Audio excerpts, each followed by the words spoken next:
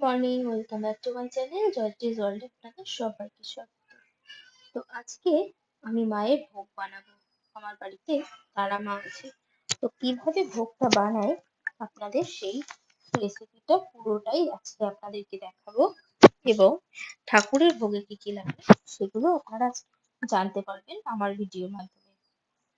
তো চলেন, ঠাকুর আমি পুজো দিয়ে নিয়েছি, এবার সিদ্ধ হচ্ছে মুগ ডাল। তো ঠাকুরের প্রসাদ যদি আপনারা কাঁসা বা পিতলে করেন সেটাই সব থেকে ভালো হয়। তো অন্যথা যদি না পারেন একটা সিলভার। তো দেখেন কিভাবে আমি ডালটা সিদ্ধ করে নিয়েছি, পুরো বাড়িতে ঘরোয়া ভাবে যেভাবে করা হয় ঠিক সেম সেইভাবে। আর আমি এতে কিন্তু বেশি কিছু মশলা দিইনি।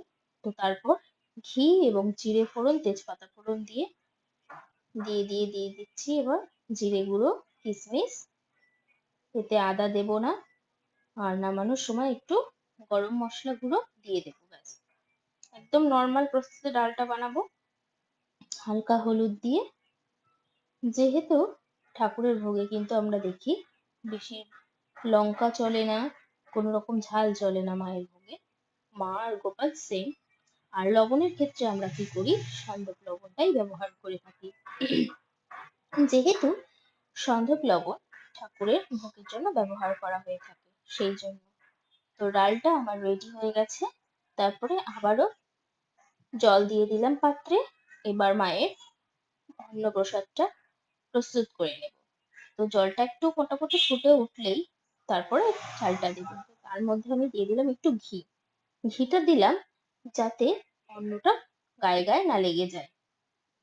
তো আমরা এখানে গোবিন্দভোগ চালের অন্ন করছি। মায়ের গোবিন্দভোগ চাল এবং আতপ চাল, এই দুটো চালেরই অন্ন হয়। গোপালের ক্ষেত্রেও সেম তাই।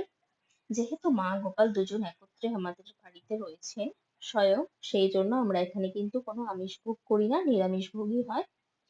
তো তারপর ভাতটা নামিয়ে নিয়ে এঁচোড় আলু সিদ্ধ করে নেব।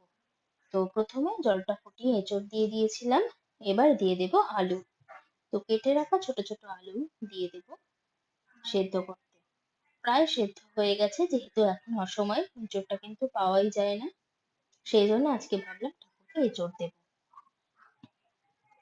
তো এটাকে সেদ্ধ করে নিচ্ছি। সেদ্ধ করা হয়ে যাক, ওদিকে আমরা ভাতটা ফ্যানটা ঝরিয়ে নেব। সেম যেভাবে আমরা বাড়িতে ভাত বানাই সেরকম ঝুরো ঝুরো ভাতই কিন্তু হয়েছিল। এরপরে প্রসাদটা যখন আপনাদেরকে দেখাবো তখন দেখলে বুঝতে পারবেন। তো চলেন, এটা সেদ্ধ করা হয়ে গেলে তারপর আমরা কড়াই আলু কেটে নিয়ে আলুটা ভেজে নেব। যেহেতু ডালের পাতে তো বাকি কিছু দিতে হবে, সেজন্য ঝুরো ঝুরো করে আলু কেটে নিয়ে ভেজে নেব। তো তারপর আমি গরম জল থেকে কিন্তু এঁচোড় আলুটাকে তুলে দেব, না হলে বেশি সেদ্ধ হয়ে গেলে ঘেটে যাবে, সেই জন্য। তো কড়াইতে দিয়ে দিচ্ছি ঘি। ঘি দেওয়ার পরে দিয়ে দিয়েছিলাম একটু জিরে আর শুকনো লঙ্কা। যেহেতু দেওয়া যায় না সেহেতু আমি একদমই লঙ্কার টাচ করিনি এখানে, নর্মাল একটু জিরে দিয়েই আলুটা ভাজছি, ঝুড়ো ঝুড়ো আলু। তো এতে আমি একটু পোস্ত অ্যাড করব শেষে, বাস এইটুকু। নিচে একটু পোড়া পোড়া হয়ে যাবে, কারণ এটা তো তেলে রান্না হয় না, মায়ের সম্পূর্ণ ঘিতেই রান্না হয়, সেই জন্য কিন্তু এভাবে রান্না করতে হবে। চলেন দেখেন আমি কিভাবে রান্না করি, আপনারাও শিখে নিন। যারা পারেন না বা ভগবানকে ভোগ দিতে ভয় পান তাদেরকেও আমি এটা দেখিয়ে দিচ্ছি যে কিভাবে দেওয়া হয়। তো এবার দিয়ে দিচ্ছি পোস্ত। নামানোর ঠিক আগ মুহূর্তে কিন্তু পোস্তটা দিতে হবে। চলেন, পোস্তটা দিয়ে দেওয়া হয়ে গেলে একটু ভেজে নেবো হালকা। ভেজে নেওয়ার পর নামিয়ে নিয়ে এরপর এঁচোড়টা বসাবো। তো এটা কমপ্লিট, নামিয়ে নেব। আর ঘিয়ের সাথে এখানে কিন্তু আমি বাটার অ্যাড করেছি। তো বাটারটাও দেওয়া যায় যেহেতু দুধের জিনিস। তো ঘি আর বাটার মিশিয়ে আমি দিয়ে দিলাম তেজপাতা, দিয়ে দেবো গোটা জিরে, গোটা গরম মশলা। তো ভগবানের ভোগের জন্য কিন্তু ঘি আর বাটারই ব্যবহার করা যেতে পারে। দেখেন কিভাবে রান্না করি। গোটা এলাচ আর কিছু জায়ফল দিয়ে দিলাম, গুঁড়ো আর জয়ত্রী। তো এবার রান্নাটা সেরে নেব। চলেন, মশলাটা প্রস্তুত হয়ে গেছে।